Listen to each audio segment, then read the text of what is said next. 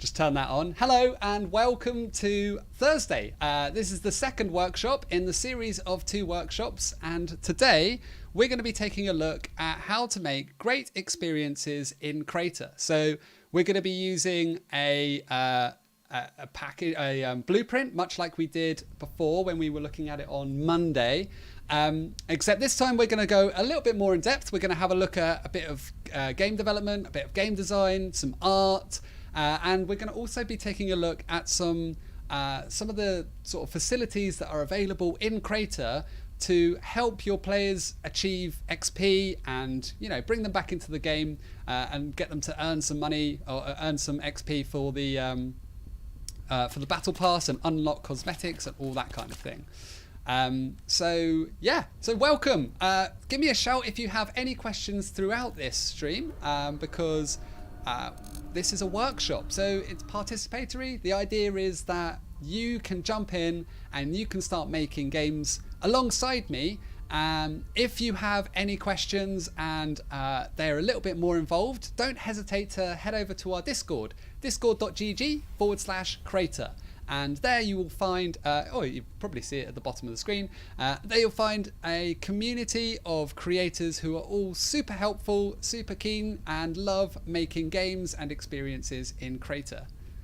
So, before we dive into any game dev stuff, I thought we would take a quick look at the Mega Jam. So the Mega Jam, twice a year we have a Mega Jam, and every month we have competitions in Crayta. So we usually have game jams and build jams every other month. We also have a monthly contest where essentially you just make a game or make a blueprint or a package, and there's a curation team that take a look at everything that's made in Crayta, and essentially go through those and award monetary prizes to the best games, the best packages, and the best blueprints. So that's the Crayta monthly contest, and prizes range from $1,000 to $5,000 for any of those things. I'm just going to get up our itch.io jam page in momentarily, and in the meantime, you can also see all of our competition and our rules and things like that on our Discord. So head over to the Discord. You'll see in the announcements channel we've got all sorts of all of our competitions are live on there. Just get that one up in here. It's just here we go. itch.io/jam/Crayta November Mega Jam.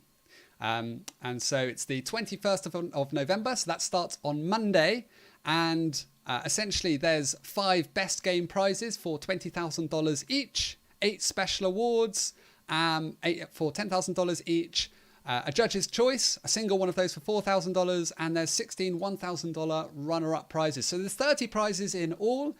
To be in with a chance of winning one of those prizes, you can sign up to the November Mega Jam by visiting this page, and I'll just paste that in the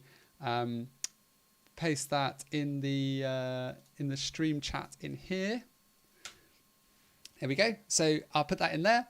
So that's the November Mega Jam. You can sign up to that, and you will be in, and submit a game by the deadline. Take a look at the competition rules, and you could be in with a chance of winning one of those prizes.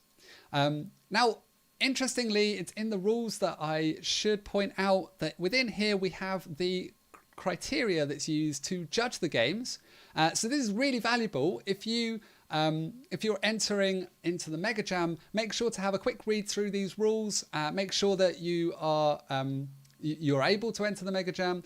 But these rules here, these judging criteria, this is kind of what we're going to be looking at today. So this session or this workshop is all about exploring what we mean by game experience and how to make the most of the game experience you're creating in Crayta, the visuals and the technical side of it, and what makes a great game in Crayta. Not just what makes a great game, but what leverages all of the great things that Crayta has to offer. And we'll take a look at how you can use things like leaderboards, activities, challenges to sort of amplify the experience of your game. So that's the Mega Jam. Let's now take a look at the hub. So I thought it would be worth us kind of case studying, kind of looking at something that already exists so that you can get an idea about how XP and challenges and things like that work. So to start with, players in Crayta can completely customize their appearance. If you press escape, you can go to customize, and in here you can completely customize your character and you can customize your drone. So you can see if I click on outfit, we can take a look at all these different outfits that I can have. I can be a knight, I can be an alien, I can be this person, I can be this person, some kind of disco animal. So lots of different outfits, and you unlock these outfits by playing games and completing challenges. When you complete challenges and you play games, you gain XP, experience points, and then this means you can unlock these wonderful things. So here you can see on Battle Pass, we're in the Harrowing High Battle Pass at the moment, and different levels of XP mean I can unlock different things. So the next thing for me to unlock is this pose called Falling. And this is something like a mode or a pose that I can just use anytime I like, and I can take a photo of myself looking like that. But also after I've got this one, I'm going to be looking at getting this costume, or this outfit, which looks amazing. And so players essentially earn XP in your games in order to be able to get these things in the Battle Pass.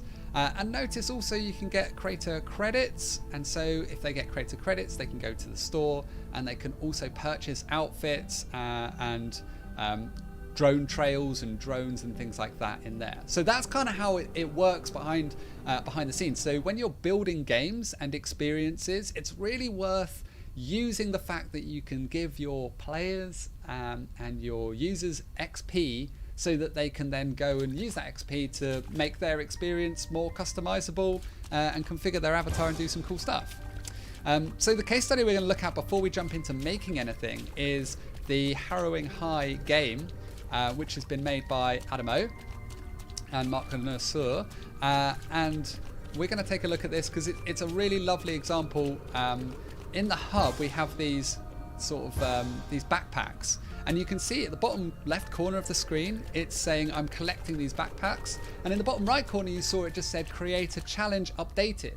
So the backpacks are hidden around the hub, and by collecting the backpacks I am earning XP through activities, and if I manage to get a certain amount of backpacks then I complete a challenge. So an activity is something that's just going on, like it's something that regularly might happen in a game, but it earns you small amounts of XP. In here it's collecting backpacks.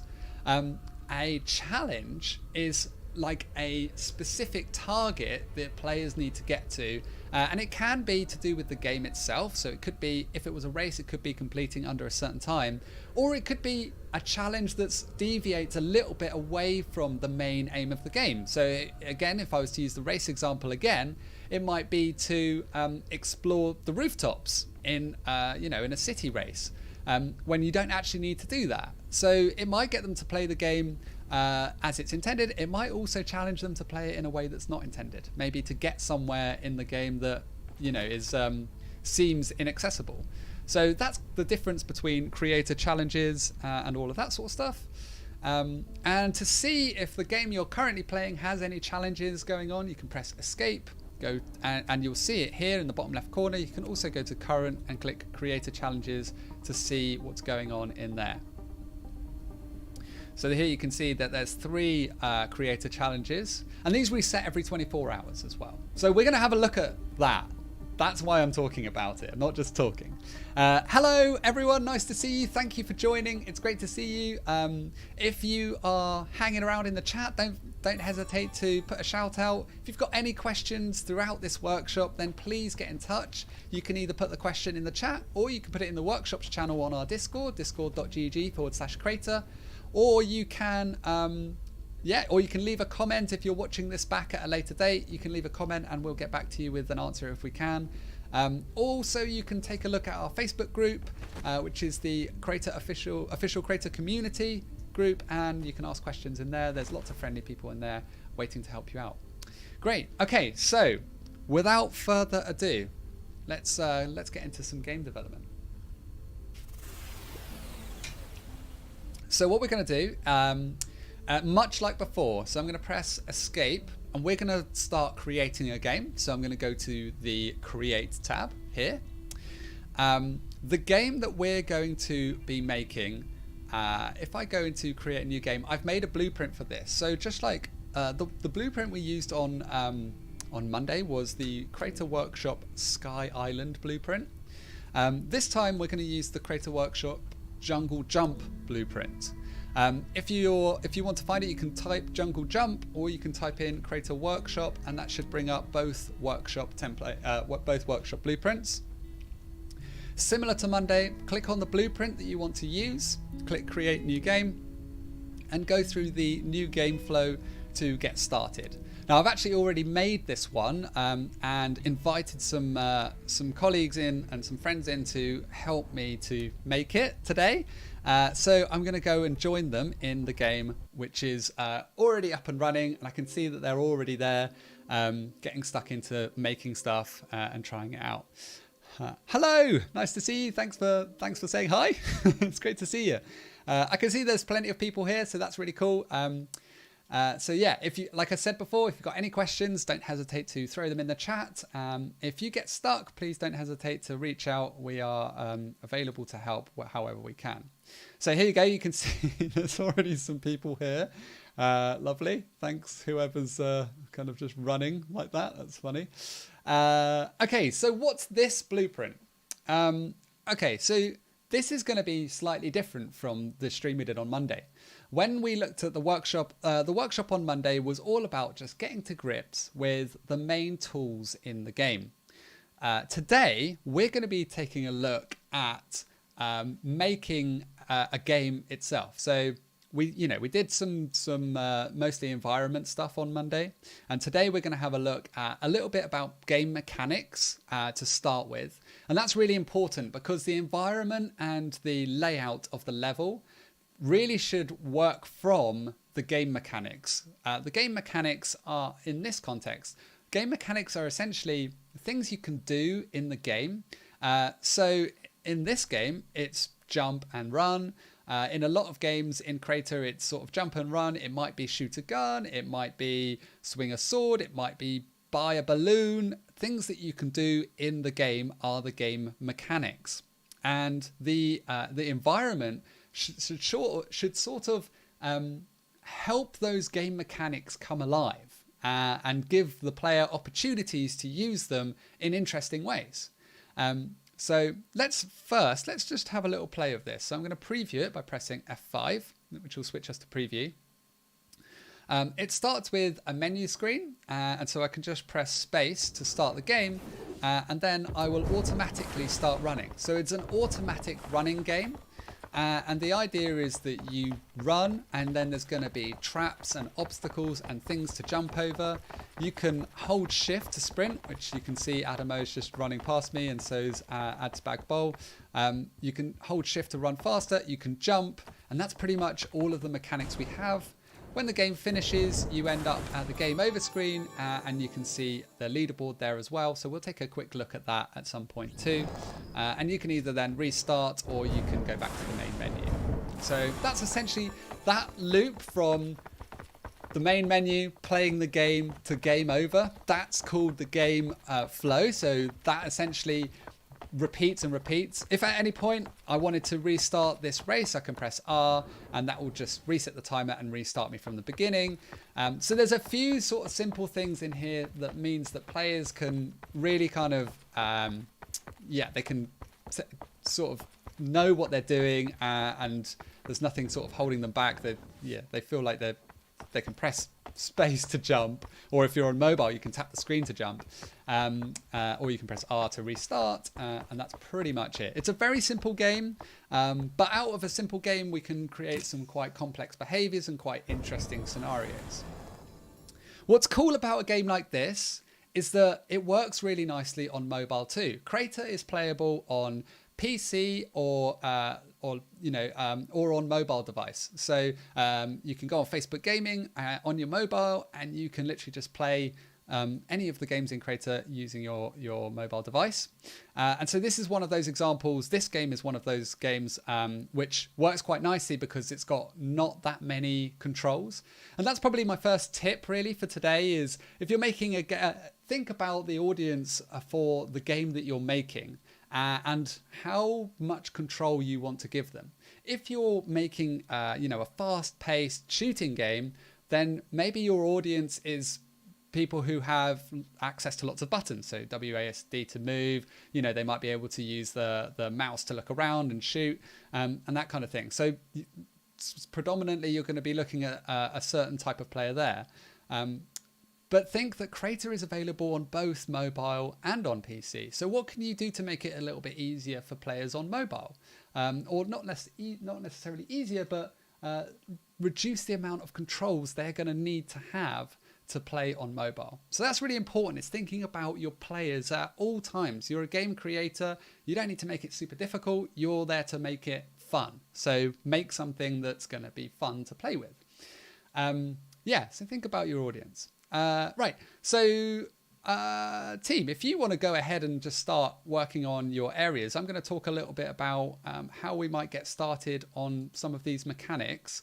You're welcome to go ahead and do that. I can see that you've already started. That's great. So mechanics is sort of the things that you can do in the game that make it fun.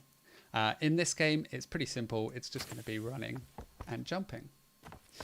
So what I've done is I've made a bunch of traps and obstacles that are fun or interesting to run and jump over. So we've got this one, which is just simply running over, and this one which you can run over, but it also could be quite interesting because it sort of abruptly ends, so you might want to make it so that you have to jump at the end. We've got this plane which you should be able to run over like that, this one which you can run over too, and then we've actually got this Jeep and this idle as well. So kind of a few different ideas that you might want to play around with, and you could just use these obstacles if you want to. That's totally cool. It might get a little bit boring though. It's one thing that games need a little bit of peril. So in order to give that, we've got a few more obstacles here, but these ones can really hurt you. So we've got a landmine, we've got a platform of spikes, and we've got a bear trap. We've got these spikes, which could be in some kind of pit. And then we've got a circular saw. And then finally, we've got this tree with some kind of trapdoor switch, and then a rope and a log with spikes on it. Pretty classic. So quite traditional sort of traps here. But it's quite nice to have a mixture of interesting things to run over like this and things that players might need to jump over like this.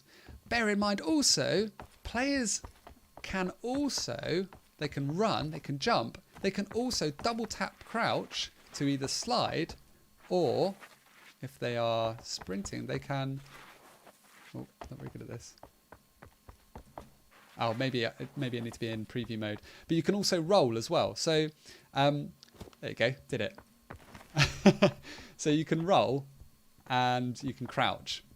So worth bearing that in mind as well. So players can jump, they can crouch, and they can slide, and they can roll. And all of those things mean you can kind of make obstacles that require them to do different things.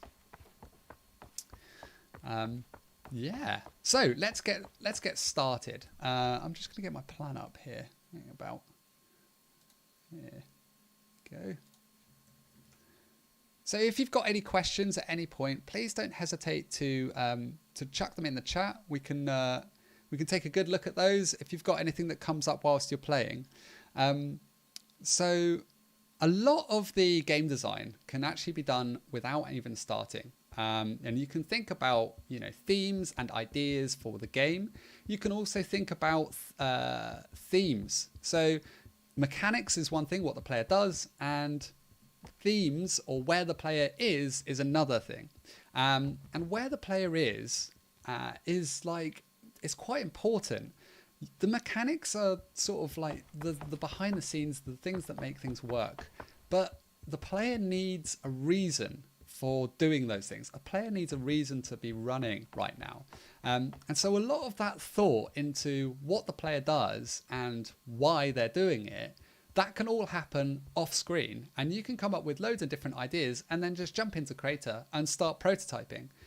So these sorts of traps over here, they're kind of just an ideas board really of different things that a player could do. And this is by no means an exhaustive list of different traps or obstacles a player could have. So I'd encourage you to think about different ways of using these, but also think about maybe making your own. So I think we're going to take a quick look at making our own obstacles. So a simple thing we can do, if I go into advanced mode, let's take a look at making our own obstacle just using one of the obstacles we already have. So I'm just going to jump into advanced mode now and do that. Here we go. So what I can do is, to start with, I could just move this onto where my player is running. So I've got this strip here of holographic voxels, and the player runs along this in this direction along this strip. And so to test this out, I can just use basic mode and just try running and just sort of experience what the player is going to experience by running over that. So I can try these different ones out. I can try the plane out as well, and try all of those things out. I can also try out things like the platform spikes, which will hurt the player in the game, but I can try those out and make sure that they're passable and doable in here. But one thing I might want to do is, okay, that's how it's intended to be used. How else could I use this platform with spikes on it? And it's worth thinking about this when we look at these different traps. So I could rotate this, and now I've got a platform of spikes, and it's now a wall. And if I touch this, my player will die. So I can certainly mount it like this, mantle it, but I will die because I'll be touching it. So this gives me a bit of an idea. If I copy that and paste it here and then rotate it so that we have a wall, and you can try this as well. This is certainly something you can take a look at. And then we copy this and paste it and move it over here. We can kind of make a little bit of a next level up challenge. So these sort of obstacles are, for level 1, think of these as level 1. They don't hurt the player. They are more about, can the player perform the actions, just give them a bit of fun and something to play around with. Level 2 is these ones here, where yes, they hurt the player, but they're all pretty simple to defeat. You just jump over them, and it's all a little bit about timing, but the timing's pretty easy depending on how far apart you lay them out. Level 3 would be something like this, where you're mix and matching a few different ones and kind of combining a few together. So here, for example, I need to run up this and then jump over that. Another thing might be a plane. Borrow one of these. Copy that and paste it. Control C to copy, Control V to paste. I might take the plane and I might take the saw blade.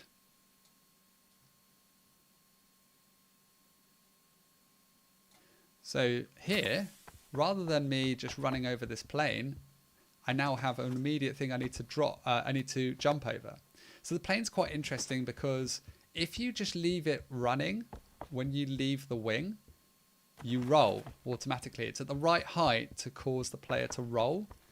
And the roll might roll them straight into that saw blade. So there's a little bit of timing. So this is kind of where we get to level 3. So if you've played games before, you're probably fairly comfortable with the idea of level 1, level 2, level 3. But what we're talking about here is player progression. You don't need to start the game with the hardest possible traps and then, just mix it up all the way through. You can do that. You can keep it fully random if you like. But a better idea is to start the game with something easy, some of these level 1 traps, and then progress to the level 2 traps, and then progress even further to level 3 traps where you're combining a couple of the mechanics from the ones before. So maybe you combine a level 1 and a level 2, and then you start combining 2 level 2s. So maybe two platforms of spikes that require specifically timed jumps from the player. So we have the idea of mechanics is what a player does. Then we have these sort of traps that players will need to jump over, or obstacles that they need to somehow navigate. And then we've got combining those things to really make more interesting and more dynamic, a more interesting and more dynamic game. So we have, it's quite interesting. So to start with, why not just set up your route so that you've got a bit of a progression? So let's say for me, I'm going to take this one, and I'm just going to put this one first here. This is pretty easy. And let's go with, I quite like this plane. I'll take that one and move it here. And if you don't want to copy and paste them from here, you will also find all of these things in the templates. So notice that you'll find them in here. The plane ramps, not so much, but the net double ramp and things like that, you'll find some of those. But definitely all of these dangerous ones over here. The planes are literally just rotated meshes. So we've got that one, we've got this one, and for this one, what I might do is put the spike pit underneath, or introduce one of these obstacles, but in a way that the player can see it, but they don't actually get hurt by it. So I could put this one here. So when the player is running along, they might see this, but they won't get hurt by it. Let's see how we get on with these. So running over here, running up here. Oh, there's spikes, but notice I don't actually need to do anything. I can just leave it going. And then we get to a checkpoint, and that introduces this idea of checkpoints. So in the game, there's checkpoints, and then there's a finish line. A checkpoint is essentially a place that you will respawn when you die. Some of these traps kill you. So this one here, and this one here, and these level 2 traps, they kill the player. And when they die, we need to respawn them. So there's a template that's already been set up called checkpoint. And when a player passes that checkpoint, it essentially saves that they've passed it, and if they then die, they can get respawned there. And this brings me on to a really important point that I need to talk to you about game mechanics and game design. So in a game, everything is kind of based on events. Events are things that happen in the game, and they could happen because a player does something, and they can also happen because the game state changes in some way. And they can also happen because of some kind of timer. So there's 3 kind of main things that can cause an event to happen.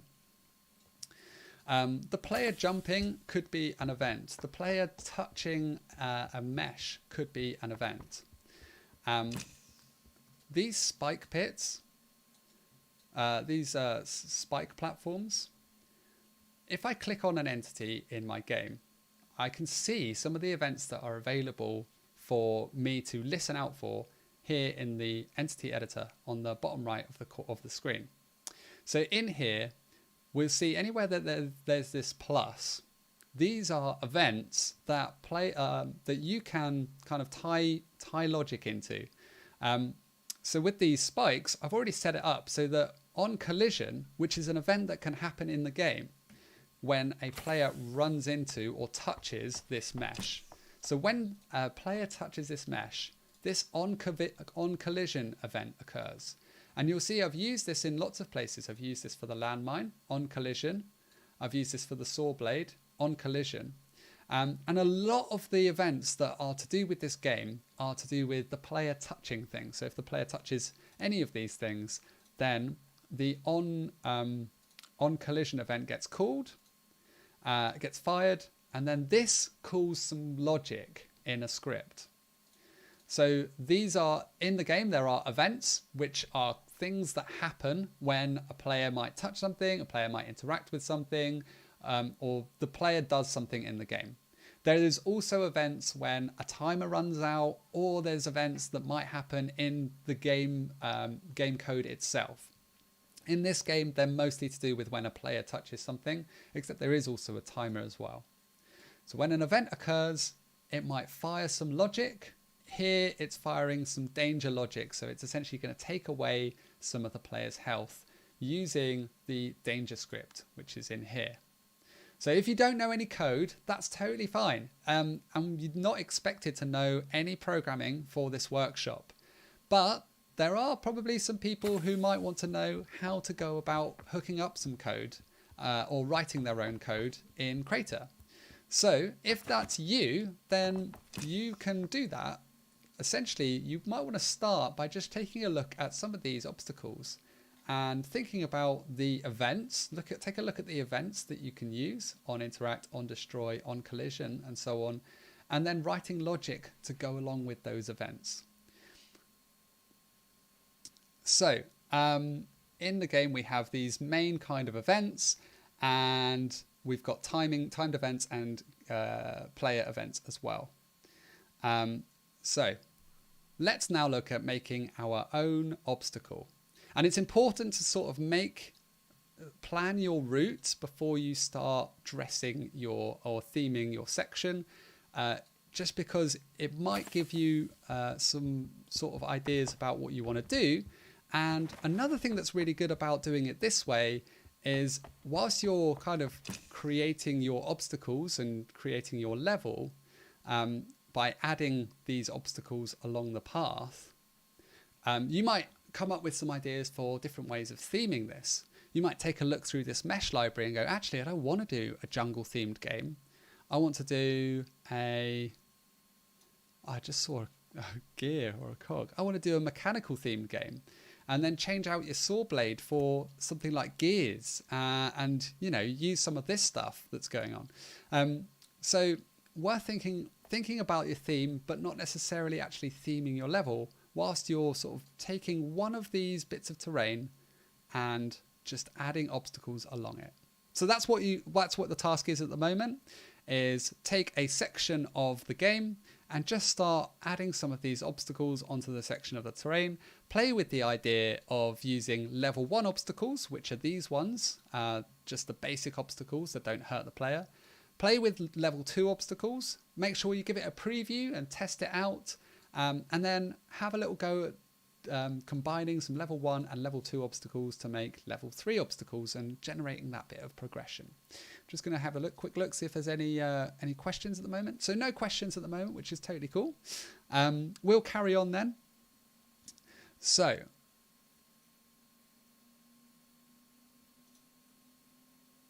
let's now look at creating our own obstacle from scratch. And then we're going to get into the art and theming of our level. So to do that, let me just... seems to be, there we go. Seems to be just up there. So what I thought we could do is take this sort of tarp that we've got going over here. And one thing I thought might be fun would be to turn this into a bit of a trampoline. So you can sort of you run along here, and when you jump on the tarp, it bounces you in the air. So this is going to take a little bit of coding, but we're also going to be mostly looking at tying in those events. And this will be helpful for anyone that's kind of interested in dabbling in some code, may not have done that before, but be interested to do that. If you're not interested in dabbling in the code, then that's totally cool. What I would recommend you do is, whilst we're looking at this bit, keep going by adding more obstacles onto your pathway, some of the ones that we've made here, and think about how you might be able to change some of these to essentially use some of the other assets, but essentially use the same logic. So for example, take this spikes, and before we rotated it like this, right? But what if instead of spikes, we made this into a laser grid? So you can do that. Just look for a laser grid and then click and drag from the laser spikes onto the platform spikes. And there you go. Now you've got lasers. It does exactly the same thing. It will still hurt the player when they jump and when they land on it. But it offers another obstacle. So maybe your jungle's got some kind of futuristic laser, I don't know, aliens type situation going on. You can kind of play around with that. Yeah, we're going to make this a trampoline. So I've got this, and then we can do some crazy interesting stuff with saw blades and something afterwards.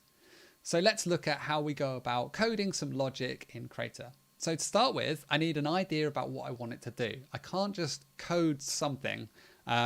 So having some ideas first is a really good idea, because then you know whether you've completed what you wanted to do. You might find yourself not entirely sure how to get started with coding in Crayta, and that's totally fine. I'm just going to show you some of the resources that we have available. So if we go over here, firstly, you can go to developer.crayta.com, and on here you can find more information about the Creator program. You can also find written tutorials and API documentation in here. There's also a forum. If you don't want to go on the Discord and ask questions, you can ask questions on the forum, and you'll get responses on there as well. There's FAQs and a companion site for handling UI images and some of the metadata around your game. Feature voting, a link to the Discord, and customer support if something's not quite right or you need a hand in something else in the game. If I click on tutorials, you can take a look at the list of tutorials in here. There's also some tutorials on YouTube. So if you go on YouTube, you can find in here, there's a playlist for how to make a game from start to finish in basic mode. And there's also a playlist for 5 streams which take you through all of the basic concepts of scripting from the very beginning. So if you're a complete beginner in scripting, that might help you there, as well as a bunch of other tutorials in this Crayta tutorial section for beginners, designers, programmers, and learning to code in a different way there as well. So plenty of resources there. I should also shout out the API docs. If you are a coder and you kind of want to get into coding, this is going to be super helpful for you, because this tells you everything about the different types of data that you might be moving around in Crayta and what all the different things do. So if you, I don't know, wanted to code some stuff to do with NPCs, you know, make them look at things or get them to move to places, that sort of stuff, you can get all of that in the api.crayta.com. You can go over there and take a look. So with our back to our tarp, so what we're going to do is make this into a trampoline. I'm going to add a script to this. So I'm going to click on the tarp, and I'm going to click Entity, Add Script, New Script, and this is going to be called Trampoline Script. Click OK or hit Enter. And then I'm going to scroll down in the Entity Editor, and I can see that now my script has been added to this thing. So this tarp now has a script attached to it, and you can see this with a lot of the other things like these spikes. Back to the trusty old spikes, you can see that these spikes have a script attached to them. This bear trap has multiple scripts attached to it, so quite a few different scripts attached to it like that. So you can layer up scripts, you can have multiple scripts on each entity in the game. And if you've used other game engines, then this might be a familiar concept to you, where these entities in the game can hold on to multiple different scripts. So if I want to edit the script, I can do that by clicking on the pen icon over here, or I can even find the script in the library. This is the script section of the library, and you can see all of the scripts in there. So if I click on the pen, it opens up the Lua editor, and this is where we can write code in here. So let's say for my trampoline, I want to launch players in the air. A basic understanding of what's going on in here is this is just setting up the script. This is where we're going to store properties that we can change in the editor over here. And this is a function that's called once when the game begins. What I'm going to do now is write a function which I'm going to call from an event in the game. So my function is going to be function trampoline script launch, and I'm expecting to be passed a player. Now don't worry if this doesn't actually mean much to you at the moment. This workshop isn't necessarily a workshop about scripting. There is plenty of tutorials and resources on that. But I just wanted to show you this is how you might go about getting involved in the scripting side if you want to do that. So we're going to launch the player, and we're going to call this from our onCollision event. So if I if I press Control S, that saves this script now. And then now that I've saved it, I can click on New Binding next to On Collision. I can drag tarp into Entity. It will automatically select the trampoline script, as that's the only script that's on this entity. And then I can choose what function to call. I could call init again, because that function is already available here, but I'm going to choose launch. So when a player collides with this tarp, it's going to call this launch function. So now in our code, we just need to tell it what to do. So firstly, I'm going to use a conditional to check that player is a thing and player is specifically is a character, which means it's a player, rather than maybe a ball that's got physics enabled on it or an NPC runs into this. Let's just double check it's a player character. And I'm also going to check that the player is alive. So I've written a single line of code here, which is a conditional, and it's just checking to make sure that the player is who they say they are. And then I've written end because between this if and this end, this code only runs if all of this is true. Only if the player exists, is a character, and is alive. If all of that is true, I'm going to launch the player. So player : launch. Here you can see we've got some prompts coming up that tell me, these might be what you're after. So character base can launch using a vector. So we need to supply a vector between these brackets. And that vector is going to be the direction we want to launch the player. So in the properties, I'm going to put launch vector as a new property. The type is a vector. And now if I press Control S and save it, I can see that I have launch vector now appears in the entity editor in the bottom right corner down here. So hopefully you can see that. And that means that if I want to make a player go up in the sky, I can add something like 500 to here, to the launch vector. And that will mean that now when a player jumps on this tarp, it will fire the on collision event, which will call the launch function, supplying the player that's just jumped onto the tarp. Then in the launch function, we're checking that this player exists, is a character, and is alive. And if all of those things are true, we're going to launch it in the launch vector direction. So that launch vector, I've supplied a number 0 on the x-axis, 0 on the y-axis, and 500 on the z-axis. Let's just double check that's the right axis. Yeah, so the last axis is up. The red arrow points to X, the green arrow points to Y, and the blue arrow points to Z. And the arrows point to the positive direction on those vectors. So if you wanted to do a bit of coding, that's how to get involved in a little bit of coding. By doing that, we should now be able to run. And if we jump on this, it will send us flying into the air. It won't do it while we're editing it. We have to preview in order to be able to run that logic. But that's essentially how to create your own. If you wanted to, you can also look at the way that the spikes are put together and see that it's a really similar thing. When the player collides with the spikes, it runs this hit function, which checks if all of those things are true, and then it applies some damage to the player. So it's really similar. So that's essentially how we go about crafting mechanics if you wanted to get into that level. But don't feel like you need to do that if you just want to design games. That's totally cool. And if you just want to get into environment design and art, that's totally fine. You can just do that. So let's look at that part of it now. If you've got any questions about what we've just talked about, then please don't hesitate to post them.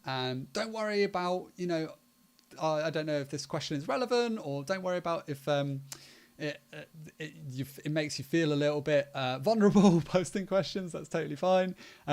Everyone's got questions when they're just starting out. So it's a really good thing to do, and it means that everyone learns we can all learn from each other's questions, and I learn what I've just, whether I've just actually talked about the right thing. So it's great to ask questions. Okay, let me just go back to my plan here. Cool. So now we've kind of talked about the obstacles, we've talked about mechanics, and we've talked about progressing mechanics from like almost like a level 1 to a level 3. I think it's a good idea now, once you've really got your obstacles laid out in the way so that you're going to impact your player. I think it's a good idea now to start looking at some theming. So let's go and take a quick look at what's been going on over here with my friends who have been beavering away working on these assets over here. So here we are. This is essentially, I mean, I might just run along here.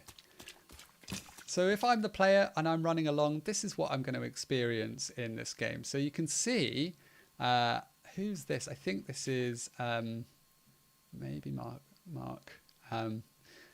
You can see you would run along here, and then there's this, and then there's this temple with a dragon. So this is kind of starting to tell a story. You're coming up here, and it's jungle, jungle, jungle, and then there's something going on here. There's something strange. There's like a temple opening. There's a dragon. There's these really large kind of murals as well. Notice that there's some nature, some decorations, and there's a camp with a little campfire, which is looking really lovely. They've used the idol, so you can run up here. There'll be something going on. And look, things are looking really interesting. This is looks like some kind of waterfall. And so whilst I've been talking about game mechanics, they've kind of been looking at some interesting ideas with the theming part of it. So this one, you actually run into a pyramid. So that's quite cool as well. This one is some kind of, it's almost like a Jeep graveyard, not a Jeep, a 4x4 graveyard over here. So all sorts of different angles here. If I run along here, does it work? Can I jump on there? I can. Oh, that's great. So I'm asking, this kind of is partly environment design and partly sort of mechanic design. Wow, look at this area. There's almost like a pirate type zone. You get on a beach and you get to a pirate zone, and there's a sunken ship. And then down here, we're looking at it's gone into UFOs. There's some great ideas. I absolutely love it. So there's some really cool theming going on. And this is what I was talking about when I was saying you can kind of do whatever you want when it comes to the theme. I really like the way this rock has happened. That's beautiful. You can kind of theme it however you like. You can go with the classic sort of jungles and, hidden overgrown temples and that kind of stuff. Or you can go in a completely different direction. It's up to you. This is a terrain that I've prepared a little bit earlier. And I just wanted to talk a little bit about storytelling. So when you come to theme your game, it's worth considering the best games in Crayta. They have this almost like narrative that happens through the environment. It's not necessarily, spoken by NPCs or written at the start or anything like that. It's more like the players in Crayta are jumping between loads of different worlds all the time, and they land in a game, and then to be able to immediately know where you are and what you've got to do is really good game design, and it will make your environment really helpful for instructing your player in what to do.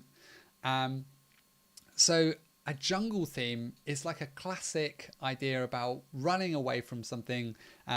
Lots of games have existed in the past where you're running through jungles, and it just already tells what the player what they're going to need to do.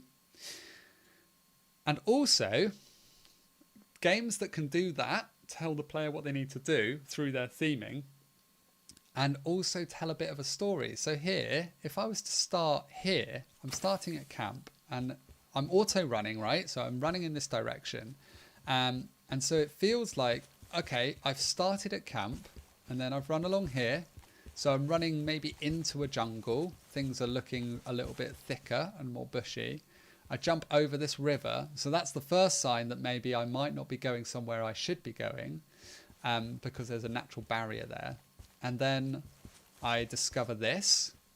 And so that's another question mark. What's that? Who's that? Why are they there? And then, oh, there's a skull on the floor. That's not ideal. That looks a little bit scary. And then we've got the entrance to this temple here. So sort of a mixture of, you start at camp, and as you run along, you get introduced to things on the way. So in case you missed it, there was also this temple over here, this sort of structure over here. And just for the very astute-eyed out there, there's these spears and shields to sort of signify that you're entering a dangerous area. So I can kind of start easy here. Camp is like safe and home, and then gradually ramp things up to become looking more dangerous. And then they're like warning signs that tell the player things are going to get dangerous, and then things do get dangerous. So let's look at how I went about making that. I'm just going to break it down into some simple steps, however I can. So to start with, the most important thing is that you know the route the player is going to take through your level. So you can kind of start with that. You don't necessarily need to start with that. The key thing is to sort of know what you want your player to have to do. And now that we've laid out all of these mechanics, in almost like in a timeline, if you like, now that we've laid those out, we can kind of tell our story around that. So I'm going to remove these from here. Let's just make sure they're all templates on the way. Net double ramp. That's our double ramp template. So now I can delete it. Templates are just collections of items. And so all of these things are, this idle ramp has these rocks as children of it. So if I click on idle ramp and click template, create new template, it means I'll be able to easily reuse this wherever else I like. So I name it and then click OK. And now it's saying this is an instance of a template, which means I can go into the templates, go to idle ramp, and you can see that my idle ramp is in there, and I just need to place it. There you go. So so these are all templates. So this is a net ramp. Let's make that into a net ramp template. Net ramp template, and then I can delete it. This is a 4x4. That's already a template. The plane is just a plane ramp. I think that I've used a cube. Yeah, so one thing that you might want to do if you're making some of these kinds of obstacles is to use the shapes to create almost like your own hitboxes for them, so that if a player runs into it, it gets handled really nicely. Or you can use the original hitbox if you like. That's not a problem. And then just when you've made this sort of cube, you can turn it invisible. But I'm just going to get rid of these now. There we go. So we can get rid of all these because I'm actually going to turn this into my environment. So I'm just going to get rid of them all. Bye-bye. Okay, so this over here is the end podium, which we all stood on. So let's just make sure we've got the game over stuff on that podium, and then we'll move it. Move it over here. Another important thing to think about before you start theming your level is what angle you're going to be sort of facing it. Are you going to be on the player like this in this traditional sort of camera, or would you rather have it maybe 2D? So you can make your game two-dimensional, or not two-dimensional, more like you can place the camera in a specific position on the player. It doesn't have to be over their shoulder. If we go to look at the player template, so if you want to edit any of the templates in your game, you can use this drop down over here, or you can go to the templates tab and you can find the template in there. Some really important templates we have are the player template and the user template. The player template is the character that we're running around with, and the user template represents the user behind the scenes. If I double click on the user template, you can see this is where all of the UI kind of lives. If I double click on the player template, you can see this is my player hovering suspended in the air. Now, with the player template selected, I can do things like change the angle that I want the camera to be. So at the moment, it's the action camera, which is the default camera in Crayta. I can change this to be an orbit camera, which means that now the direction that I look in with the camera isn't necessarily the direction my player is facing.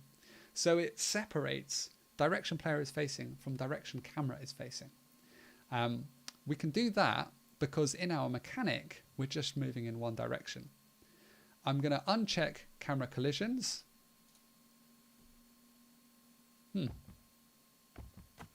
Oh, I think someone just installed a package while I was doing that. I'm going to uncheck camera collisions.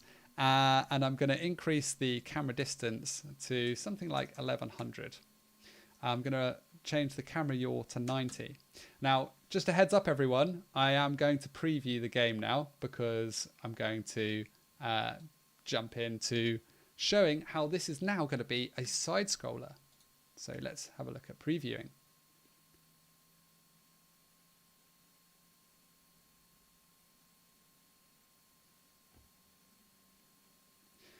So press space to start, and there we go. So now I've changed the camera angle, but there's a problem because the auto run is still trying to move me forward in the direction that the camera is facing.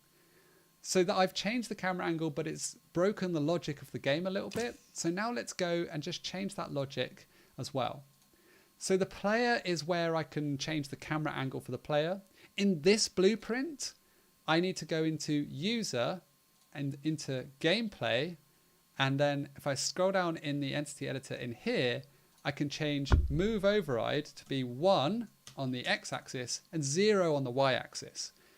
This move override essentially can change the direction that we're running. And it's almost like overriding the joystick on the controller. So that's kind of how that works. But follow along and you should be able to now find yourself running along like this. And I can, yeah, we've got like a, it looks like this is actually a lot harder than I intended it. This is supposed to be a level 1. So it's really important to test. And it looks like the trampoline is only very slightly boingy. Looks like everyone else is struggling with that saw as well. So make sure you get people to test. And that's another really important tip is playtesting is so important. I feel like I didn't do the other levels justice. I feel like we'll go through and playtest the whole lot because I'm sure that everyone would appreciate that. But yeah, playtesting and getting feedback early. And actually every Friday on Discord at 4:30, GMT, we have Feedback Friday, which gives everyone a chance to post their game on the Looking for Feedback channel, and then we all jump into all of the games together, and it means that we can all give each other great feedback and learn from each other, and it's one of the best parts, and I think it's one of the standout successes of our creator community is that we can all jump in, play some games together, and give each other great feedback to make all of the games better. So I've just moved the finish line to the very end, so we should be able to play all of them now. If you've got any questions, please don't hesitate to put them in the chat. What we're talking about is game design and game mechanics so far, but we're about to start looking at some theming and some art for sort of the second half of this workshop. I've made that really difficult. So this is where it's really important to test and get other people to test your game as well.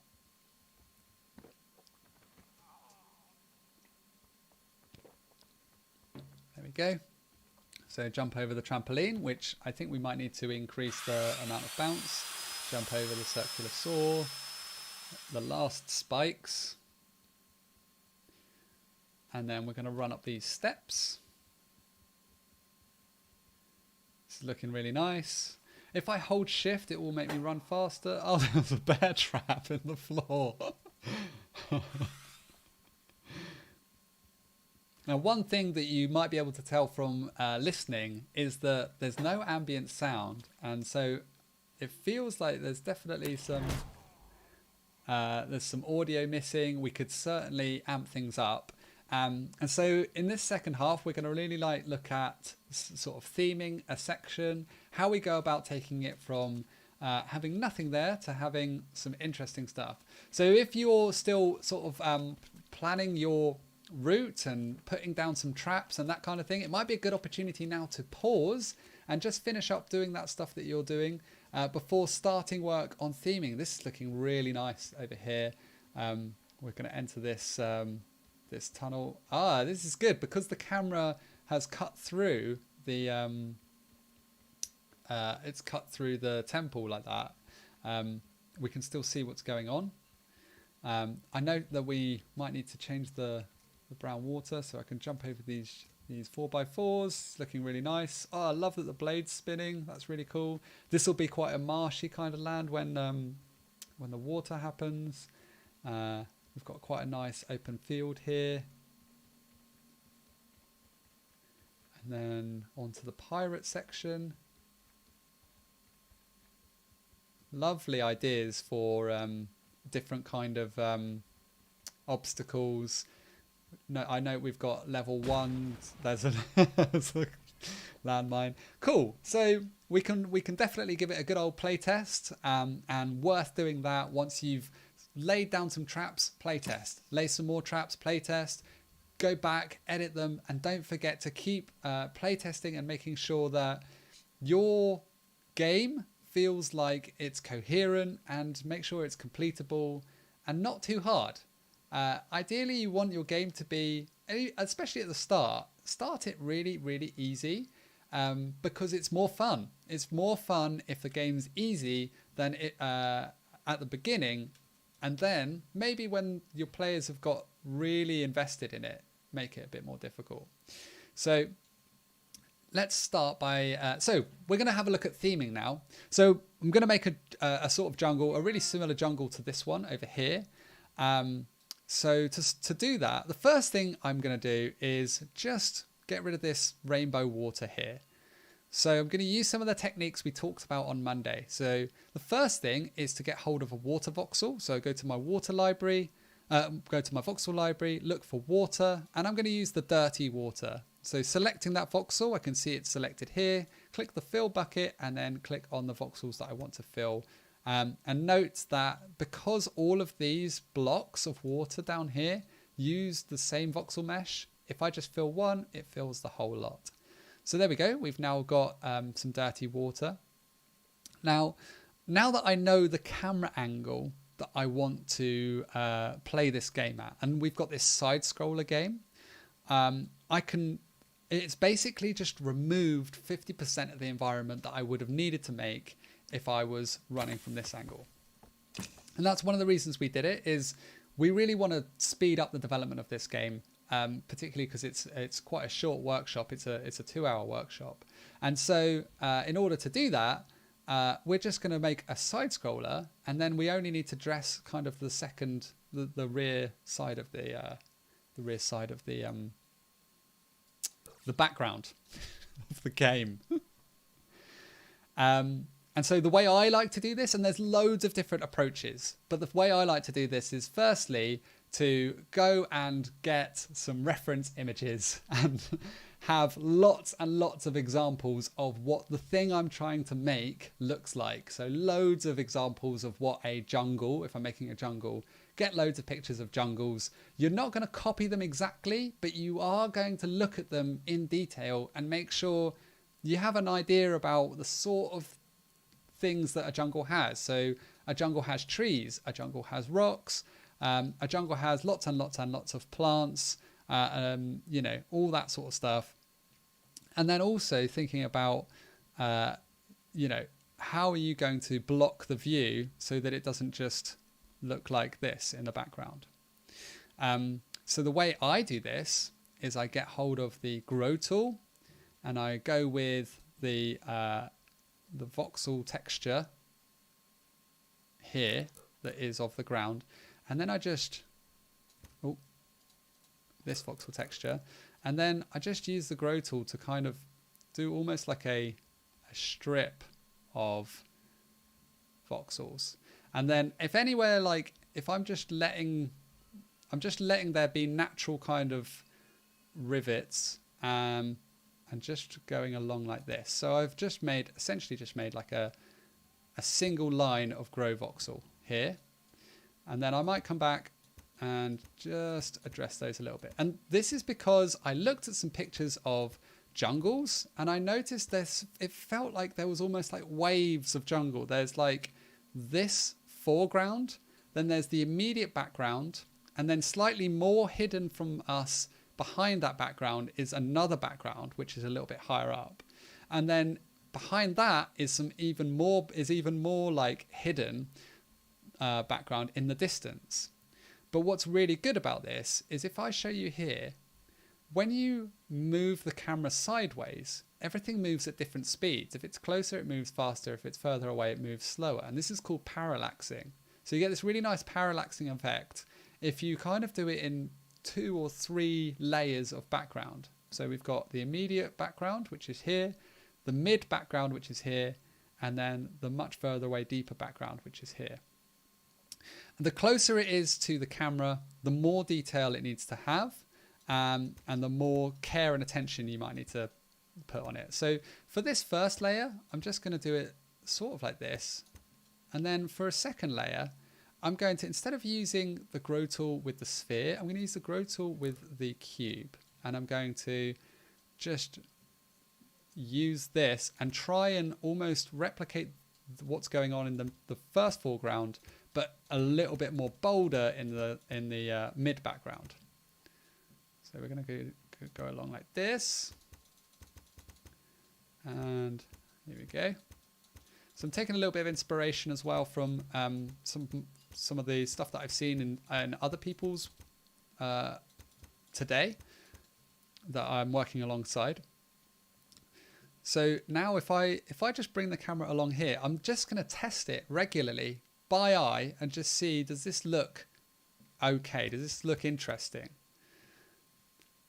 So we've got those 2 layers which move slightly different speeds, and I can amp things up a little bit more. So I'm just going to do that, amp things up a little bit more. And then the last layer, this one here, I'm going to really go for it. I might actually turn the strength of the grow tool up to 2, and this will mean that now it's a lot faster when it's adding things, and it's a lot bigger. So I'm kind of leaving where there's natural holes. I sort of want to leave those holes that have happened.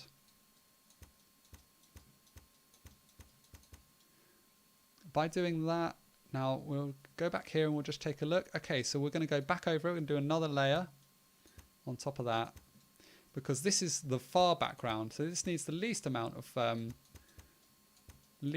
work because it's the furthest away, but it still needs some love. It still needs some attention to make sure that it looks cool.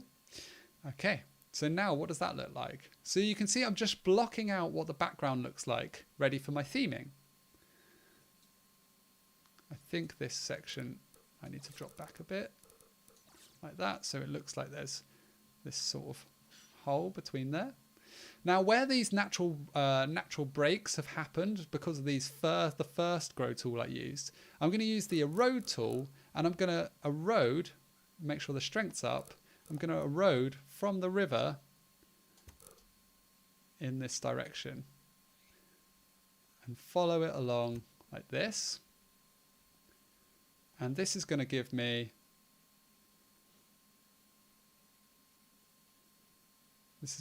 some river.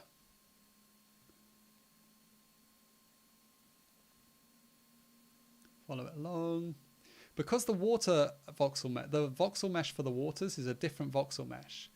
So I've created a voxel mesh using, gone to the voxel mesh menu in the library, which is here, create new voxel mesh, and I've created a separate water voxel mesh, which means that now that I'm sort of eroding the voxel mesh for the terrain, the water voxel mesh is staying as it should do. So that's my first river, and I noticed there was another one just here. So I'm going to just follow this along and make this into a second river.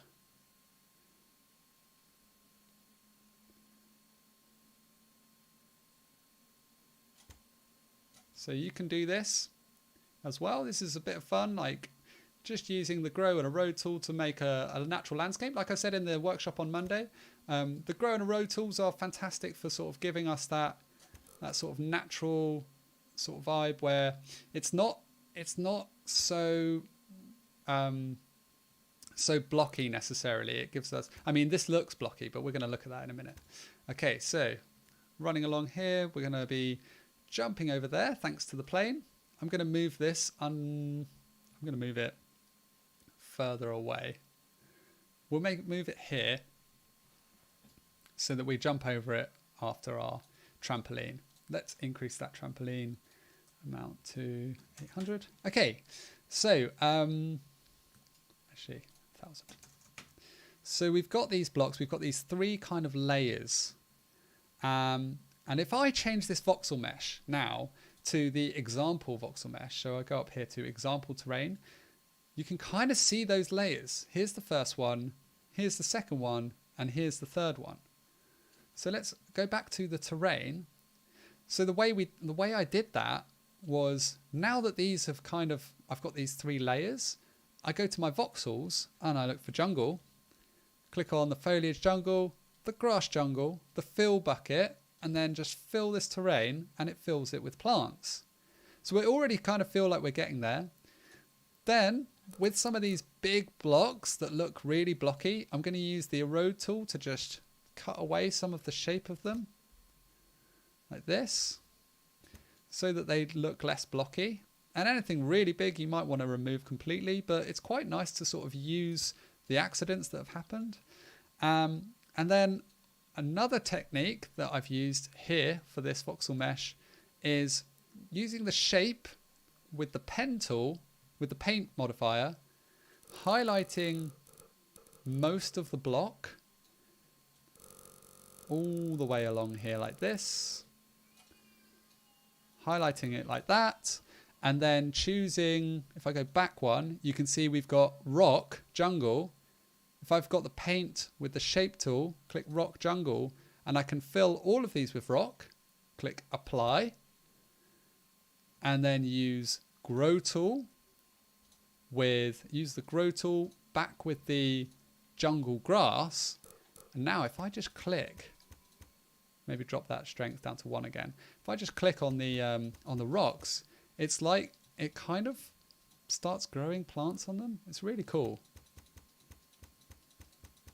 And that's all I've done. I've just gone, especially when it's got sort of steps like that. And that's why the erode tool is quite helpful. So block it out first, then come in with the erode tool and erode some of the rock, then paint it with rock, and then come in with the grow tool with some grass, and then you can just dress it on top, and that gives a really nice effect. So it's techniques like these, and actually this is a technique that's come from our community where gradually over the last couple of years they've really adapted and figured out nice ways of doing things in Crayta. So that way is just one example of how they've done that. Again, with this mid-level, just do the same sort of thing. You can come in and you can make it rock. If you want, you don't have to do this in a jungle theme. This could be a cityscape, and you could be using, I don't know, maybe the skyscraper texture. You know, you could be running along in a city. It's just a case of choosing the right voxel texture, really. Now I'm going to go ahead and use the example terrain and talk about the next step. So once we've had a go at and we've sort of finessed our voxel mesh, it's time to look at decorating, just like we did on Monday.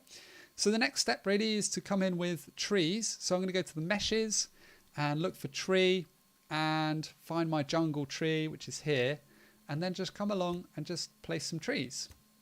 So we're just making it feel like a jungle. Jungles have trees, they have rocks, and they have lots and lots of trees. So it's a good idea to place quite a few. And don't worry too much, just place them to start with.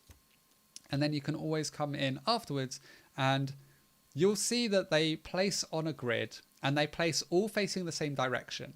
And that's fine if you're in a rush. But if you're submitting a game to the Mega Jam, then you might want to consider now going back over these trees and just changing them slightly so that they feel a little bit more alive. Trees in nature probably aren't all facing the same way. They probably aren't all the same size, so you can come in and do some scaling. And one thing that I really like to do is the trees that are in the distance, cut them down quite considerably in size, and it actually makes it feel like it's much further away. So this one, for example, I know it's hovering over a river.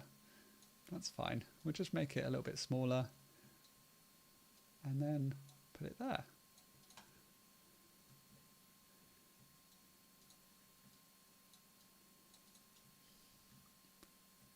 And because the camera's going to be moving at speed and we're going to be running, you're really just trying to go for the effect of a jungle rather than an actual, trying to build an actual jungle from start to finish.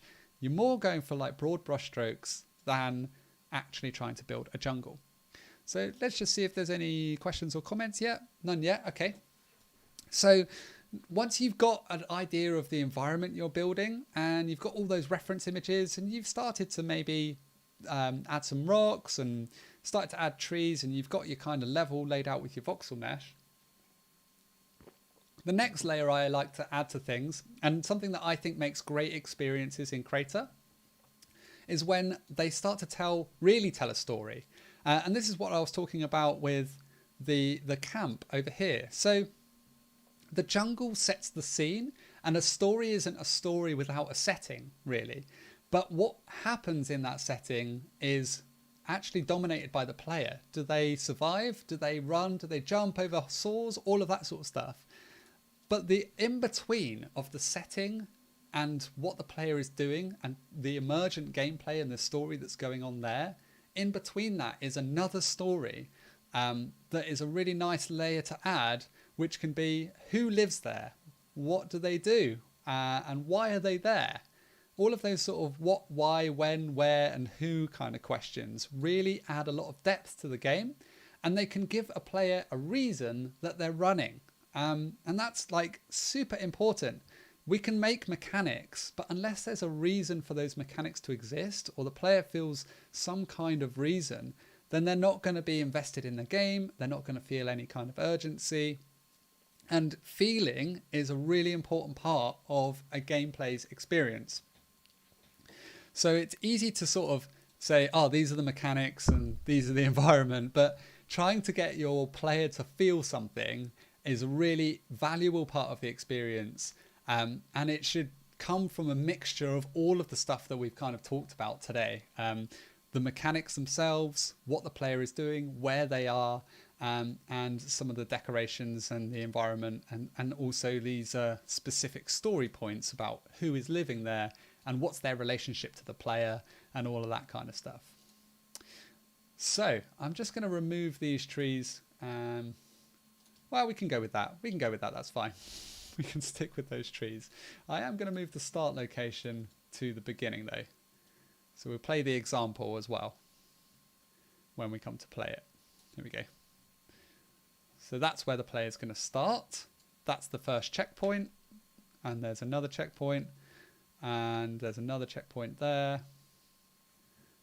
And then we've got the start of the obstacles and then the rest of the game. Let's get my my plan up. Let's see where we're going next.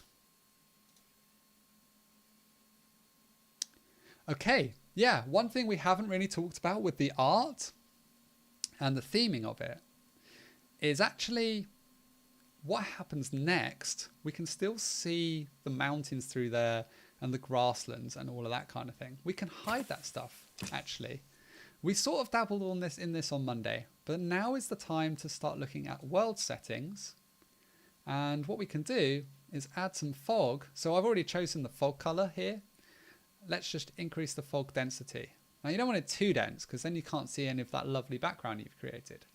And you don't want it no dense because no dense means you can see through and you kind of ruin the immersion there. So this kind of medium density around 0.05 0.04, 0.05. Make sure the fog, put your drone around about where your camera is, and then make sure your fog is starting just past where the player is running. So my fog looks like it's starting around here. So that's my fog start point. You can also do this numerically. My camera is 1100, so having it less than that is it means it's this side of the camera, the foreground. And then fog fall off is so that I can still see some sky, and we want that sort of so that we can see. We might need a little bit more dense, but then have less fall off. And you can kind of fiddle with those settings until you're sort of happy with where your fog is. That's quite nice. That's quite nice. Another sweet little tip is if you go into effects and look for mist, there's this really cool rolling mist. And if I click on the effect and then I click in the game, you can see it creates this kind of mist. And this is really good, especially around sort of these riverlets that I've created. I can kind of put this swirling mist a little bit further back, and it's just sort of making sure that it really hides the background of the terrain without like causing problems with the rest of the fog. So that's quite a fun little technique as well, using that mist to sort of hide some of the rivers. Now I've also, in the templates, I've got a bridge in here somewhere. Here we go. Put a bridge there. And let's put a bridge there. Yeah. Cool. So that's the fog. And one more thing that is worth talking about. If I drop this density. Here, we're in the inner horizon. If I change the inner horizon, I can use this drop down to change it to all sorts of different things. There's two horizons. If we look this way, you can see the inner horizon is this one, and then the outer horizon is this one. The outer horizon is this background one. So we want that to be sort of mountains probably. And the inner horizon, we could have mountains like this, but an even better one would be jungle. So now if I look through these gaps, I can kind of see jungle beyond there. And that's really cool as well, because that parallaxes again. So we've got close background, mid background, further background, and then far out background all the way over there. So play around with these settings, and you can make your game feel a little bit more immersive and really bring that jungle kind of alive. So we've got the jungle, we've got some narrative ideas going on with different things in our world. And just bear in mind through all of this, the amount of time you spend on a specific thing should probably equal, consider the amount of time that a player is going to, or the amount of impact it's going to have on the player. The closer to the camera it is, the more time you might want to spend on it. The further away, unless it's like a major point of interest, you might want to consider having slightly less detail. These big blocks, they just look like edges of rocks, and that's completely fine while the camera is moving at this speed. It might not look like much if I go up close to it and I spend, I could spend half an hour making this into the most perfect rock. But if I'm moving past it quickly and it's kind of covered by background, it still gives the sort of desired effect. So any questions on environment stuff? That was kind of a real quick look through on how to create an environment. And it comes in those stages that I talked about, sort of boxing it out in layers, then choosing some nice voxel textures, decorating it with meshes to build that environment, and then starting to tell a story on top of that as well. If for any reason, maybe you're not into the art side of it and you're more of a coder and you don't really want to dabble in that, then one of the best things for you is probably to take a look in the community tab at the packages. So packages are made by members of our community and by us as well. And essentially what they are is collections of assets that might be on the same theme. They might just be code. they might just be art, and you can win monthly contest prizes for submitting packages.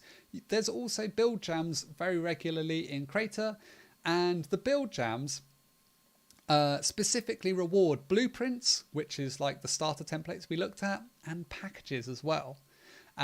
So if you want, you can just come into Crayta and just make tools, just make packages. You won't be able to submit any of those for the Mega Jam, but you can make those alongside your the game you're making in the Mega Jam, and then submit those to additional competitions afterwards. So it's a nice little additional bonus part of creation that might interest some people. If you're a coder and you want to add environment, a believable and interesting and fun environment to your game, but you're not sure where to start and you don't particularly want to dabble in art, in the art side of things, then I would recommend taking a look in the community. There's lots of amazing things. If you look for post-apocalyptic buildings by Tomback7, like reclaimed by nature buildings that would be really interesting in a jungle game like this, because you could put them in the background and you're essentially telling a story about some kind of post-apocalyptic world. Another package that I particularly liked for this kind of game is Synxar's Deadly Contraptions. So in here, there's a whole bunch of these different traps. And so if you're an artist and you're not really interested in coding, but you want to add loads of cool traps, check out that package, because it's really cool to be able to just drop in some of these traps. And, it really adds a lot of variety to your game. So you can definitely use the packages to your advantage. I'll show you the best place to find the packages. There's the Discord, and there's a specific section in the channel in the Discord called Package Releases, and Blueprints Releases is another one as well. And in there you can find all of the packages that are being made by our dedicated community. But you can also go onto our forum, and in our forum you can see there's game releases, which is a really good place to post your game when you've made it. Blueprints, which is a great place to post any blueprints you make. And in here you'll also find package guides. So when you make a package, in order to be able to tell everyone else how to use it, submit a package guide to the forum. And you can see there's loads in here. This is a really good place to come in and just search for something, that you might want. For example, if I type jungle, I might be able to find jungle base. Here we go. And Hisakan has also supplied us some imagery for the package. So you can use the forum to find packages that you can then install and use in your game, so that you don't have to go through and make the environment like we just did, and you can just kind of cut that corner. Similarly, there's packages, like I mentioned, Synxar's Deadly Contraptions. There's packages if you're an artist and you just want to get on with making art and not doing any coding, then you can use packages to cut those corners instead. And they're not, it's not like they're looked down on in any of the jams or anything like that. They are, a good use of a good package can go a long way when making a game for a game jam, because you're limited on time in a game jam. So the more you can use stuff that already exists, the faster you can get something working, and hopefully the more fun you can make your game. The less time you spend making small parts of it, the more time you can spend polishing it at the end and making it feel really nice, and offering loads of instructions and help for your players to make sure that they know exactly what they're doing and why they're doing it, and be able to feel like they're making progress in some way, and maybe giving them some good feelings along the way. So the last part of this session today that we're going to look at is retention. Well, the kind of mechanics that go on with the XP and for bragging rights and stuff like that. So players in Crayta games love to set high scores. They love to earn XP and get involved in all of the kind of the meta games that are going on in Crayta. So the battle passes and things like that. So I did say at the beginning, we would be looking at how you can add XP challenges and things like that into your game. So let's take a quick look into that before we test and publish our game. So if I want to add a leaderboard to my game, this blueprint already has a leaderboard. So you can use this as a pretty handy guide for how to go about doing that. The first step would be to go to the game tab, which is something we haven't really looked at much, and go to leaderboards and then add a leaderboard. I don't need that one, but we have got this one. We've got leaderboard-time. And I've just filled this out. So the ID needs to be a collection of alphanumeric characters like this, preferably something descriptive. Display name is the title that will appear when the leaderboard comes up. How you might want to order that leaderboard. You know, is the lowest score the best score? Whether it's reset, so you could have it so that it's never reset. The high score is the high score of all time. Or you could have it reset daily, which means that some people score, the whole leaderboard gets wiped every day. So it gives the people a reason to come back if they can streak, you know, how many days in a row that they get to the top of the leaderboard and things like that. How to display time in, or how to display the score in your game. Is it seconds or is it just a number? And whether it's public or private or all of that kind of thing. So once you've set up your leaderboard doing that, and there's a YouTube tutorial on how to do that as well, I should say, if you search on YouTube for that. And once you've set it up, you will then need to send and receive data from it. So let's go and have a look at the user. So this is when you're going to need to do a little bit of coding. However, there's a, oh, I can see someone switching to preview. Okay. That's okay. We might have to jump back. Sorry, everyone. Yeah, so when you might have to do some coding, but handily, there's a really good package, which means you don't have to. If you look in the community for leaderboard, and click Crayta packages, there's a Crayta endorsed leaderboard package which you can install, and then you just drag the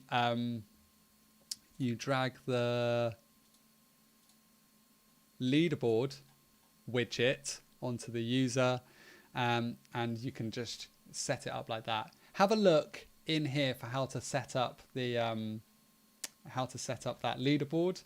But essentially, if I can find it, oh, it's on the game over screen. Oh, it's here. So in here we've got leaderboard script and leaderboard widget, and so these have both been added to the user template. But to do that, all we need to do is we go into our user, right click, click create child, script folder, new script folder, name it leaderboard, and then add entity, add script, and you want the leaderboard script which came down with that package, entity, add script, UI widget, the leaderboard widget, and then that came down with that package. Then you need to make sure that your leaderboard name is the same as the leaderboard ID, which was out here. So copy that and paste it in there. And that's essentially all you need to do to set up your leaderboard. Fortunately, in our blueprint, the one we're working in with the jungle and the auto running and all that, that's already set up. You should be able to see it in here. And if I make this leaderboard widget visible, you can see that's where it sits there. So I'm just going to delete this one because we don't need it. But that's how to go about setting up the Crayta package for Leaderboard 3D. Now, leaderboards are great because they give players kind of a reason to come back and play again, try and beat their previous score and beat their friends' scores as well. Another cool thing you can add to your game is creator challenges. So the challenges essentially are when the player has performed an event in the game, or they've performed an event multiple times. So let's say, for example, where's that really difficult plane jump? Oh, here we go. The trampoline. Let's say I wanted to have a trampoline jump as a challenge. I could do challenge trampoline. Just name it that. The display name could be jump on a trampoline. And if you want to, you can also localize this. So if you wanted to add another language, and then this will automatically change for someone who's set their language to one of these alternatives. Icon, you can choose one of these icons for it. I feel like it needs some kind of jump. Yeah. The event is the name of the event. And I generally use the ID, the same ID, for the ID and the event. How many times you need them to do it for them to get this challenge, and then that's it. You can also add conditions like, greater than, make the number greater than whatever, if you want to. For more details on that, there is a YouTube tutorial for that one too. So now we've set up this challenge. I'm going to copy this so that it's on my clipboard, and we can essentially make it so that when you land on this entity, I can fire an XP event so that I can get that challenge.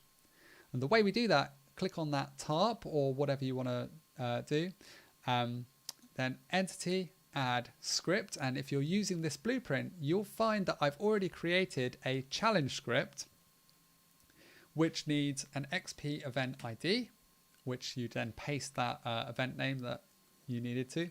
And then check alive is just whether the player needs to be alive in order to do that. So if they've died, do they still get that challenge? If they've, I don't know, fallen off something.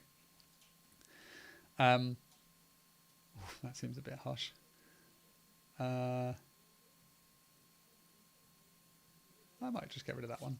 So now we've added the challenge script, and it's going to send this challenge event. We're going to hook up the on collision to the tarp, to that challenge script, and then send that event. And so now that event, that challenge will be completed when a player jumps on this tarp, and they'll get that event, they get the XP that goes with it, and they come away from your game really happy. Another thing we can do, as well as challenges, the last one is activities, which is what I was saying before, where it's sort of things that just people are going to do. And you can see I've already set one up called Started Race. It's not a difficult thing to do, but it is something that every time you do it, you will now earn a little bit of XP along the way. The way that this one's set up is using a slightly different event. So far we've just been using these on collision events, but there's also, you see these little blue neon boxes. These are called triggers. They're invisible boxes, and when a player runs into them, they fire an event called on trigger enter, and when a player runs out of them, they fire an event called on trigger exit. And this is what I was talking about before. Everything in games mechanics is kind of based around events, either timed events or events that happen when the player does something. So here we've got this trigger here, and what this does is it fires that activity started race when the player runs through that trigger. So every time that starts the race, the player gets a little bit of XP for starting the race. And so using those kind of XP and leaderboards and that kind of stuff just really adds value to your game. It makes it feel great when you're playing it and you're earning these challenges. It gives players a reason to come back because those challenges reset every day. So if you've got 10 challenges, it will randomly pick 3 of those challenges every 24 hours. So it's always worth players coming back. And yeah, it's just good fun as well. Another thing one last thing that I'd like to just talk about quickly is the social side of even games like this. Games in Crayta are kind of multiplayer as standard. And so you saw we were all running together. But I just wanted to highlight this podium over here, which is where we end up at the end, on the game over screen. And I don't know if you spotted it, but when you're there, you can do things like emote, you can pose, you can have all that fun, and the leaderboard's on the screen at the same time. So it's the perfect moment to screenshot and share what's just happened in the game. And that's just a really great way of making your game shareable, interesting, and an opportunity for people to kind of boast about how well they've done. So worth considering that as well. Now we're getting towards the time when it might be worth us play testing. I can see that my colleagues might be interested in play testing as well. If they're still going. Let's just have a quick look through. If you've got any questions, now is a really good time to ask. Before I forget, I will just say one last time, it is worth getting involved in the game jam, in the Crayta Mega Jam, which we have coming up. So this is starting on Monday next week. You can join the jam already. We can see there's 80 people that have already joined the jam. And if you join the jam, that's great. You don't get any further information, but it is really worth doing it because then you get things like reminders that tell you the jam is starting and that kind of thing. There's 5 best game awards of $20,000 each, 8 specific awards of $10,000 each. These will have like criteria for like, different things. It might be, I don't know, to do with art, like best art or something like that. And we have 16 honorable mentions of $1,000 each, and then 1 Judge's Choice Special Award. And so Judge's Choice Special Award, you can see more info on that there. For the 5 Best Game Awards, if you're interested in the judging criteria, you can actually find those in on the Jam rules. And I've pointed towards these before. These are just like basic. This is, if it does this, this, and this, and this, and it ticks all of these boxes, then you might be in with a chance of winning one of those top 5 prizes. And that's sort of what we've been doing today. So we've been through a bit of game design, leading a player from not knowing where they are, what they're doing, or anything like that, telling them as soon as possible, this is who you are, this is where you are, and this is what you need to do. And then very gradually showing them all of the different things they can do, maybe one at a time. So, it automatically runs for them in this game. And then we've added some really simple, you will run over this and you will run over this. And then we've added some, you will need to jump. So very gradually sort of showing our player, teaching them how to play the game as they play the game. That feeling of completing something, of jumping over these things, gives players, a feeling that they're making progress, and it's really good. It just adds to the fun. So we talked about level 1, level 2, level 3 obstacles in the game, and kind of setting up almost like a playground of obstacles at the beginning before adding them into your game to determine what difficulty each obstacle is. So that's that kind of game design thing we were looking at. Then we talked a little bit about the code and how you go about adding code to your game. So using events to hook up your Lua logic so that you can do things like make this saw spin. So this saw spins constantly, but the sound of the saw spinning only starts when a player enters the trigger. We also talked about hooking up another thing which is quite interesting was the log on a tree, the spiky log on a tree, which was when you run onto that pedestal, the log, comes in, swings into action, and that kind of thing. So, and then we looked at coding as well. We coded this one ourselves. This was a little trampoline jump. So when a player jumps on here, they're all buoying in the air, and it just adds a little bit of fun. And, it could be one of those things that you use this for them to get up to a really high place, or, really kind of change the game. Maybe they jump on top of a temple, or maybe they jump onto a plane. I don't know. It's up to you, really. So we talked about game design. We talked about a bit of coding. Then we had a look at the environment and crafting a nice artistic place, a nice place to sort of run, but one that really lends itself to the type of game you're making. It tells the player what to do just through being the right environment for that kind of thing.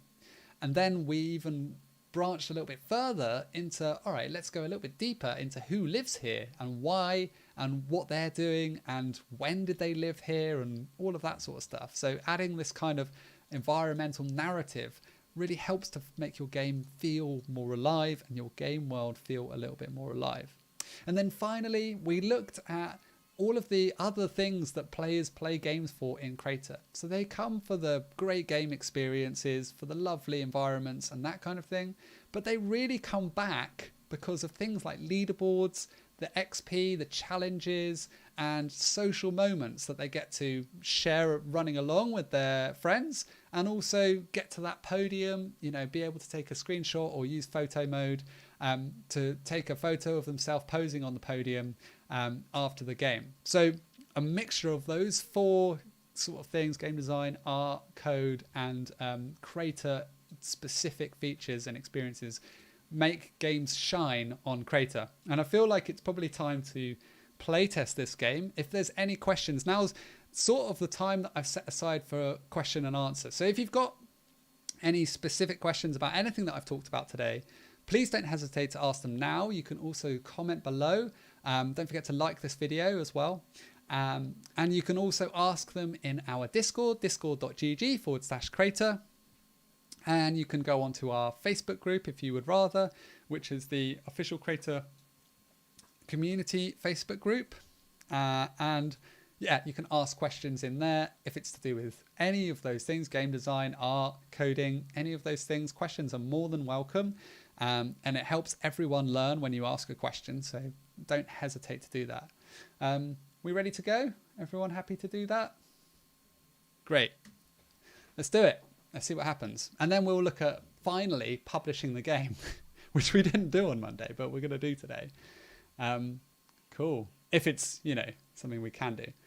Okay. So let's start the game. So it's really fun to be able to play this with people and see them running alongside me. If I press shift, it will mean that I can sprint.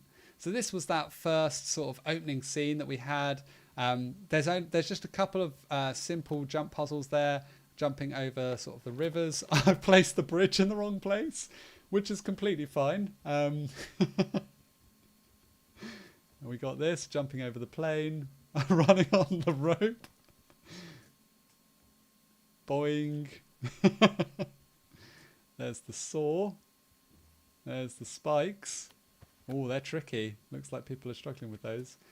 So now we run up here. Oh, one thing we didn't look at was sound. We definitely need that. I feel really bad because someone always... someone always... Oh, it's the spy.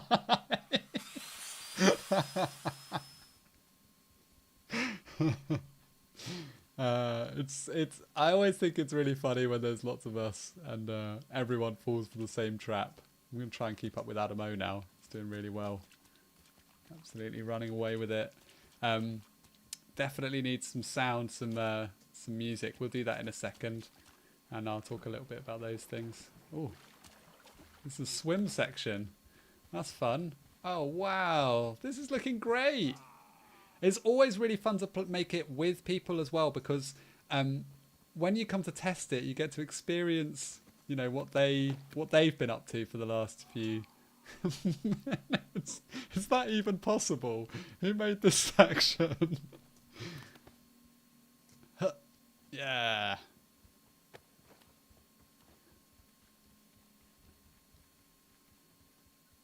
Cool. There's another bridge.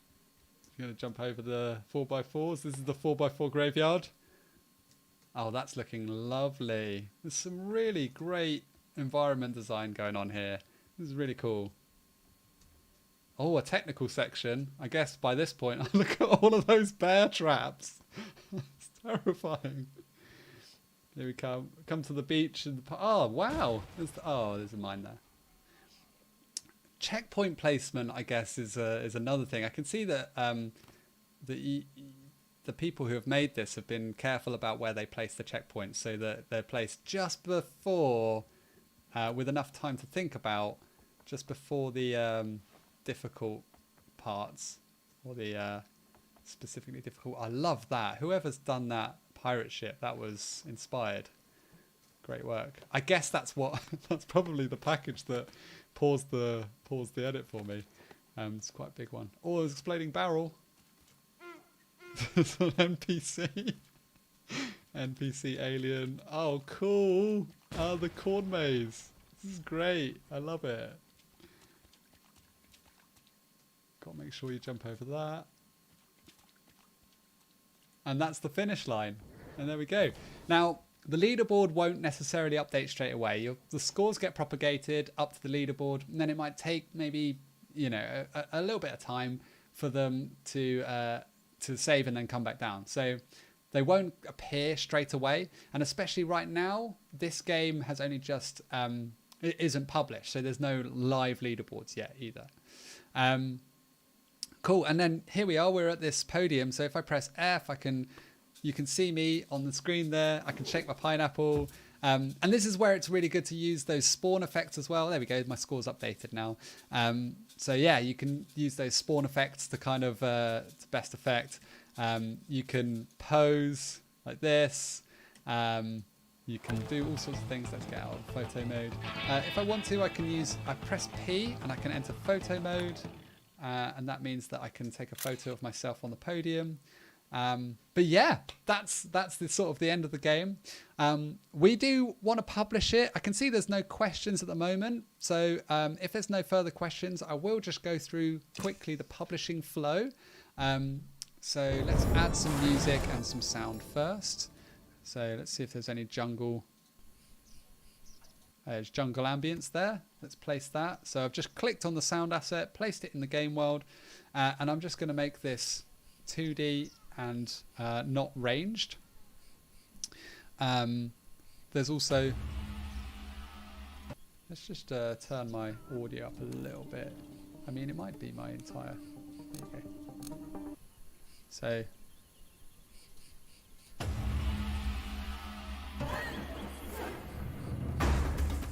that feels frenzy enough. So let's place that in our game world. Turn off 3D and ranges. And then the other thing I probably want is the sound of the stream. So when you're thinking about sound, think about all the different things that you have in your environment. So I've got water, so there might be some kind of river. So I might come along here and just use the river ambience, place it here, and then just place it at these rivers. I know that there's a river alongside, but you're not trying to exactly be it's not a simulation. What we're trying to do here is kind of represent what's going on in the moments. So you can come along there and place your river ambience and all of that sort of stuff. So we've placed some sounds. We've kind of got to the point where and the sounds are a really important part. They can tell part of the story as well. You can start with the exploration, then ramp up into sort of the drumming frenzy later on. You can use some of the amazing musical compositions that are available. And you can use the tags here to choose between whether you want kind of ambient sounds, which is things like the jungle and the sounds of the animals, or whether you want musical sounds, which are music, or you can use sound effects. And you can see there's an SFX tag, but you might want to go through and just look at, jungle, what things are available, what sound effects might be available there. So go ahead, add some sounds, and then time to publish. So to publish a game, press escape, click create, find the game that you're working on, Jungle Jump for us. I'm going to click publish, give it a name, give it a description, a game of running and jumping. It's going to be a quick description for this one. Choose a cover image. I'm going to use the workshop image that I have been using, and then you can also add supporting images, tags, and then you can publish the game. The tags help find what kind of game it is as well. One more thing before I forget. There is another important aspect that we need to take a quick look at, and that is in the game tab, we also need to make sure we have our control scheme set up. So if I go in here, edit input labels, and just make sure that jump is set up so that players can jump, crouch is set up so that players can crouch. And this is important because if I go to current and controls, it will tell me the controls, and this will also display the correct controls on mobile. So if you only use jump and you only have the jump button available, then it means there will only be one button on the screen on mobile, which is perfect for a simple game like this. So make sure that you've set up your controls. And there's also the help screens as well. So not in the loading screen, but down here in the... I'll post a tutorial on how to add help screens. It's just got to the last couple of minutes of the workshop, and yeah, help screens are important, but leading your player into how to play your game through playing the game is also really valuable too. A mixture of those help screens, adding tutorials and guides wherever you can, and then also adding those help screens. Take a look at the YouTube tutorial. I will post that as a comment in here, and you'll be able to address that part. So hopefully this has been a useful and interesting workshop. This has been part 2 of our workshops. So yeah, it's been really enjoyable to get stuck in and have a look at, you know, making things in Crayta from the beginning. So on Monday's workshop, looking at the voxel tools and the meshes and really exploring creating an environment. And then today, looking at the 4 main criteria that make amazing games and experiences in Crayta, especially towards that kind of the Mega Jam and that sort of thing. So make sure you sign up for the Mega Jam if you're interested in competing. If you want to just make games in Crayta, that's great. Make sure to join our Discord, discord.gg/Crayta, and jump in there, ask questions if you get stuck, and share what you're making. It's a really lovely community. And that's it from me. I've been Andy. It's been lovely to be your host for the workshops, and hopefully we get to do some more of these again in the future. Let me know if you've got any feedback. I will again post a feedback form in the workshops channel on Discord. But thanks so much for joining me for these 2 workshops. It's been an absolute pleasure. Take care and have a lovely rest of your day. And I look forward to seeing you in Crayta.